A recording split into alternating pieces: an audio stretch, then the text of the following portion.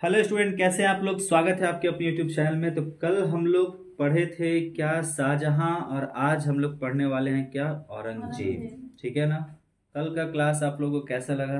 अच्छा लगा था? समझ में आया था? याद करना आप लोगों का काम है, ठीक है। तो याद कीजिएगा आप लोग अच्छे से। और इसको और भी हम लोग ऑफलाइन क्लास में बढ़िया ढंग से पढ़ने वाले हैं, है ना। हिस्ट्री हिस्ट्री एक ऐसा सब्जेक्ट है कि इसको जब आप फील करोगे ना तो ही सुनने में मजा आएगा, है ना। आप वहां पे अपने आप को रख दीजिए। आप समझिए जैसे कि अभी औरंगजेब पढ़ा रहे हैं ना, तो आप समझिए कि हम ही औरंगजेब है। अब हम ये सब काम कर रहे हैं तो खुद याद हो जाएगा। तो चलिए स्टार्ट करते हैं बिना लेट किए हुए। जो भी स्टूडेंट इस चैनल को देख रहे हैं, इस वीडियो को देख रहे हैं, आपसे रिक्वेस्ट है कि आप इस चैनल को सब्सक्राइब कीजिए, ज़्यादा से ज़्यादा शेयर कीजिए। अगर अच्छा लगता हो क्लास तो आप हमारे साथ ऑफलाइन क्लास जुड़ सकते हैं। हमारा क्लास जो है कथारा में चलता है। तो बिना लेट किए हुए चलिए स्टार्ट करते हैं। तो औरंगजेब का जो कार्यकाल है वो 1658 से 1707, ठीक है। अगर हम मुगल अंपायर की बात करते हैं तो मुगल अंपायर का जो, अगर हम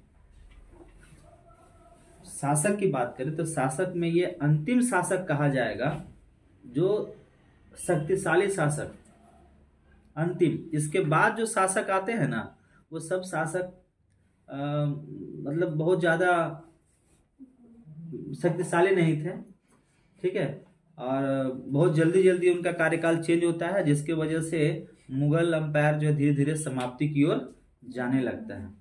लेकिन औरंगजेब जो था ये बहुत ज्यादा क्रूर भी कर सकते हैं, और ये बहुत शक्तिशाली भी था। और यही इसके मरने के बाद मुगल वंश का धीरे धीरे पतन होना शुरू हो जाता है। तो उसको भी हम लोग कवर करेंगे, है ना। तो चलिए लेट नहीं करते हैं, स्टार्ट करते हैं। औरंगजेब, तो औरंगजेब के बारे में बता दें कि इसका जो कार्यकाल होता है वो 1658 से 1707, 1658 से 1707 तक। औरंगजेब का जन्म 24 अक्टूबर 1618 को हुआ था। 24 अक्टूबर 1618 को दोहात, जो कि गुजरात में है, वहां पे हुआ था। औरंगजेब के बचपन का अधिकांश समय नूरजहां के पास बीतता था। नूरजहां कौन? जहांगीर की पत्नी, ठीक है। औरंगजेब का बचपन अधिकांश समय नूरजहां के पास बीतता था, और 18 मई 1637 को फारस के राजघराने की दिलरास बानो बेगम के साथ औरंगजेब का निकाह हुआ। 1637 ईस्वी में दिलरास बानो बेगम के साथ में इनका विवाह होता है। आगरा पर कब्जा कर जल्दीबाजी में औरंगजेब जो है अपना राज्याभिषेक करवा लेता है। और राज्याभिषेक जो करवाता है उसमें उसको एक उपाधि दी जाती है 1658 ईस्वी को, और वह उपाधि है, सुन लो, बहुत लंबा चौड़ा है, अबुल मुजफ्फर मोइनुद्दीन मुजफ्फर औरंगजेब बहादुर आलमगीर। एक सांस में नाम होगा नहीं, दो दो सांस करके हम लोग नाम लेते हैं। अबुल मुजफ्फर मोइनुद्दीन मुजफ्फर औरंगजेब बहादुर आलमगीर। इस उपाधि के साथ 1658 में यह जो है कहाँ बैठा था? गद्दी पर अपना राज्याभिषेक करवाया था। कहाँ? आगरा में। कहाँ? आगरा में। फिर हम बात करते हैं देवरई का युद्ध। देवरई का युद्ध आपको पता होगा कि किसके साथ हुआ था? वो हुआ था दारा सिकोह के साथ हुआ था। देवरई का जो युद्ध हुआ उसमें जो उनको सफलता मिली 1659 ईस्वी को, तो औरंगजेब ने दिल्ली में प्रवेश किया। वहां से दिल्ली में प्रवेश किया 1659 को, ठीक है। और पहले आगरा में अपना राज्याभिषेक करवाया। कब? 1658 में। उसके बाद अब देवरई का युद्ध होता है, और उस देवरई के युद्ध के बाद वो पहुंचता है कहाँ? दिल्ली। अब दिल्ली में पहुंचा वो, और दिल्ली में 5 जून 1659 ईस्वी को दोबारा यह राज्याभिषेक करवाता है। कौन? औरंगजेब। दोबारा अपना राज्याभिषेक करवाता है औरंगजेब। कहा जाता है कि औरंगजेब का जो गुरु थे उसका नाम था मीर मोहम्मद हकीम। तो कोई आपसे सवाल पूछे कि कौन मुगल ऐसा शासक था जिसने 2 बार अपना राज्याभिषेक करवाया, औरंगजेब, अकबर भी था जो पंजाब में हुआ था और फिर आगरा में हुआ था। ठीक है, तो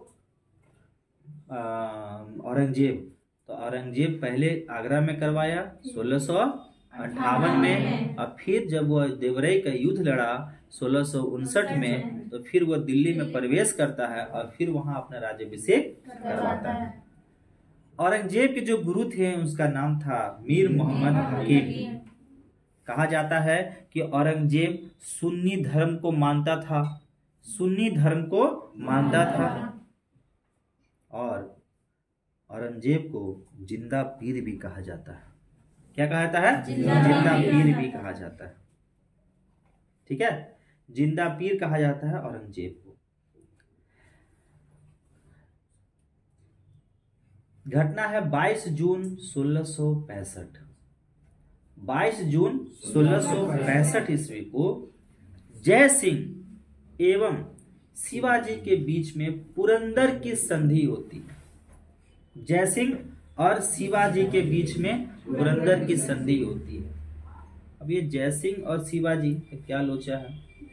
तो शिवाजी अपने क्षेत्र में बहुत शक्तिशाली थे, उनको रोकने के लिए औरंगजेब भेजता है किसको? जय सिंह को। ये हम लोग कहानी पढ़ेंगे आगे। जो पुरंदर का जो किला होता है उसका घेराबंदी कर लेता है जय सिंह, और फिर वहां पे शिवाजी जो है अपने आप को क्या करते हैं? सिलेंडर करते हैं, और फिर वहीं पे पुरंदर की संधि होती है। ये कहानी हम लोग देखेंगे कैसे जय सिंह आए, कैसे शिवाजी जो हमारे अभी आदर्श के रूप में हम लोग देखते हैं ना उनको, तो उनको कैसे वो घेरता है। तो ये सब कहानी में हम लोग देखेंगे आगे जब ऑफलाइन क्लास में हम लोग पढ़ेंगे। तो वहां पे क्या होता है कि एक संधि होती है जहां पे हम लोग कहते हैं पुरंदर की संधि। फिर 1666 ईस्वी को आगरा के किले के दीवान आम में औरंगजेब के समक्ष शिवाजी को उपस्थित किया जाता है, और शिवाजी को फिर डाल दिया जाता है जयपुर के कैद खाने में। ठीक है, और इस्लाम कहा जाता है कि इस्लाम नहीं स्वीकार करने के कारण, इस्लाम नहीं स्वीकार करने के कारण सिखों के 9वें गुरु, जिनका नाम रहता है गुरु तेग बहादुर, गुरु तेग बहादुर, तेग बहादुर की हत्या 1675 ईस्वी में दिल्ली में करवा दी गई। और करवाया कौन? औरंगजेब। तो एक तो औरंगजेब 9वें गुरु तेग बहादुर का हत्या करवाया। अब मेरा आपसे प्रश्न है कि किसने 5वें गुरु का हत्या करवाया? किसने 5वें गुरु का हत्या करवाया? जहांगीर ने करवाया। तो 5वें गुरु का नाम बताइए। अर्जुन देव। अर्जुन देव का हत्या करवाया था ना जहांगीर, क्योंकि अर्जुन देव जी ने उनके बेटा खुसरो का समर्थन किया था ना, समर्थन किया था। तो ये पता चला किसको? जहांगीर को, और जहांगीर ने उनका हत्या करवाया। उसी प्रकार से इस्लाम नहीं स्वीकार करने के कारण, इस्लाम हम नहीं मानेंगे, सिखों के 9वें गुरु दृढ़ संकल्पित थे कि मैं इस्लाम को स्वीकार नहीं करूंगा, और ये बात औरंगजेब को पसंद नहीं आती है, और फिर औरंगजेब आदेश देता है कि इनकी हत्या कर दी जाए। एक तरफ शिवाजी को डाल दिया गया कहाँ? जयपुर में। दूसरी तरफ 9वें गुरु की क्या कर दिया गया? हत्या कर दी गई। उसके बाद 1675 ईस्वी में ही तेग बहादुर जी की हत्या कर दी जाती है। जजिया कर आप सुने होंगे, किसके समय में जजिया कर समाप्त कर दिया गया था? अकबर के समय। अकबर के समय में जजिया कर को समाप्त कर दिया गया था, लेकिन औरंगजेब जब आता है तो 1679 को जजिया कर को पुनः लागू कर दिया गया। 1679 को जजिया कर को पुनः लागू कर दिया गया। औरंगजेब ने बीबी का मकबरा का निर्माण 1679 में औरंगाबाद महाराष्ट्र में करवाया। कहाँ? औरंगाबाद महाराष्ट्र में। बीबी का मकबरा, प्रश्न पूछेगा, बीबी का मकबरा का निर्माण किसने करवाया? औरंगजेब। कब करवाया? ठीक है, 1679 में कहा जाता है कि 1685 ईस्वी में बीजापुर और 1687 ईस्वी में गोलकुंडा को औरंगजेब ने मुगल साम्राज्य में मिला लिया। ठीक है, मिला लिया। उसके बाद बात होता है औरंगजेब के समय में एक जाट विद्रोह हुआ था जिसका नेतृत्व कर रहे थे गोकुला और राजा राम।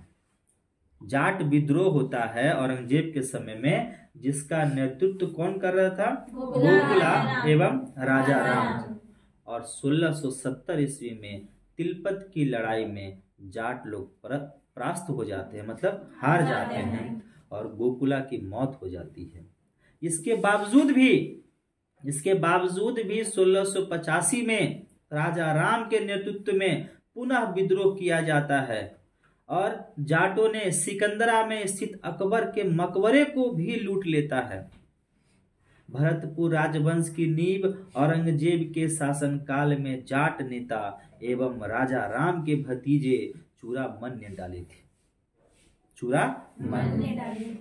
तो औरंगजेब के समय में जाट विद्रोह हुआ, उसका नेतृत्व कर रहा था गोकुला और राजा राम। 1670 में तिलपत की लड़ाई हुई और इस तिलपत की लड़ाई में जाट नेता गोकुला की हत्या कर दी गई। उसके बाद राजा राम ने 1685 में पुनः विद्रोह किया और सिकंदरा में अकबर के मकबरे को लूटा था। तो ये प्रश्न पूछा जा चुका है कि अकबर के मकबरे को किसने लूटा? तो वो है कौन? राजा राम ने। उसके बाद भरतपुर राजवंश की नींव औरंगजेब के शासनकाल में जाट नेता एवं राजा राम के भतीजे चूड़ामन ने डाली थी। कहा जाता है कि औरंगजेब के समय में हिंदू मनसबदारों की संख्या लगभग 337 थी। 337 थी। और औरंगजेब के बारे में एक बात आप जान लीजिए, औरंगजेब सर्वाधिक हिंदू अधिकारियों की नियुक्ति करने वाला मुगल सम्राट था। मतलब औरंगजेब के दरबार में सबसे ज्यादा क्या थे? हिंदू अधिकारी लोग थे औरंगजेब के दरबार में। कहा जाता है कि औरंगजेब का पुत्र अकबर ने दुर्गादास के बहकावे में आकर अपने पिता के खिलाफ विद्रोह कर दिया। औरंगजेब ने कुरान को अपने शासन का आधार बनाया था। इसने सिक्का पर कलमा खुदवाया, नवरोज का त्योहार मनाना, भांग की खेती करना, गाना बजाना, झरोखा दर्शन, तुलादान प्रथा, ठीक है, जो कि अकबर के समय में सब प्रारंभ किया गया था, ये सब पे क्या कर दिया? बैंड लगा दिया, पाबंदी लगा दिया था। तो क्या क्या पे पाबंदी लगाया? सिक्के पर कलमा खुदवाना, नवरोज का त्योहार मनाना, भांग की खेती करना, गाना बजाना, झरोखा दर्शन, तुलादान प्रथा, ये सब पर क्या कर दिया? औरंगजेब के दरबार में संगीत पर भी प्रतिबंध लगा दिया गया था। सरकारी संगीतज्ञों को अवकाश दे दिया, छुट्टी, गेट आउट फ्रॉम हियर, समझ रहे? छुट्टी दे दिया, गाना बजाना नहीं। जिस तरह से हम लोग को अभी मोदी जी क्या किए हैं, सुप्रीम कोर्ट क्या आदेश दिया बताइए? फटाका नहीं फोड़ना है, समझ रहे ना? और क्या आदेश हुआ सरकार की तरफ से? एक तो फटाका नहीं फोड़ना, दूसरा आइडिया है? फटाका रुका, फटाका फूट रहा है कि नहीं फूट रहा? नहीं फूट रहा है जी। तो कहने का मतलब है, अब औरंगजेब के दरबार में जो संगीतकारी लोग थे, उन सबको क्या कर दिया? ये छुट्टी दे दिया, जाइए भाई। भारतीय शास्त्रीय संगीत पर फारसी में सबसे अधिक पुस्तकें औरंगजेब के ही शासनकाल में लिखी गई। भारतीय शास्त्रीय संगीत पर फारसी में सबसे अधिक पुस्तकें औरंगजेब के शासनकाल में ही लिखी गई है। और औरंगजेब स्वयं बीना बजाने में माहिर था। सोच लीजिए, बीणा समझते हैं ना, बीणा बजाने में औरंगजेब स्वयं माहिर था। घटना है 1665 ईस्वी को, जब औरंगजेब ने हिंदू मंदिरों को तोड़ने का आदेश दिया। और इसके शासनकाल में तोड़े गए जो मंदिर थे उसमें प्रमुख सोमनाथ का मंदिर, बनारस का विश्वनाथ मंदिर, वीर सिंह द्वारा जहांगीर काल में मथुरा में निर्मित केशव राय मंदिर था। औरंगजेब की मृत्यु 20 फरवरी 1707 को हुई। इसे खुलदाबाद, जो अब रोजा कहलाता है, में दफनाया गया। औरंगजेब दराउल हर्ब को दराउल इस्लाम में परिवर्तित करने को अपना महत्वपूर्ण लक्ष्य मानता था। और औरंगजेब के समय में एक फारसी यात्री फ्रांकोइस वर्नियर, जो औरंगजेब के चिकित्सक थे, ठीक है। और औरंगजेब की मृत्यु कब होती है? 20 फरवरी 1707 ईस्वी को। क्लियर है? औरंगजेब समझ में आया? याद कर लेंगे आप लोग, याद हो जाएगा। तो चलिए मिलते हैं हम लोग नेक्स्ट वीडियो में। जो भी इस चैनल को देख रहे हैं, जिस वीडियो को देख रहे हैं, अगर पसंद आ रहा होगा आप लोगों को तो आप लोग प्लीज़ चैनल को सब्सक्राइब कीजिए, लाइक कीजिए, शेयर कीजिए। मिलते हैं नेक्स्ट वीडियो में।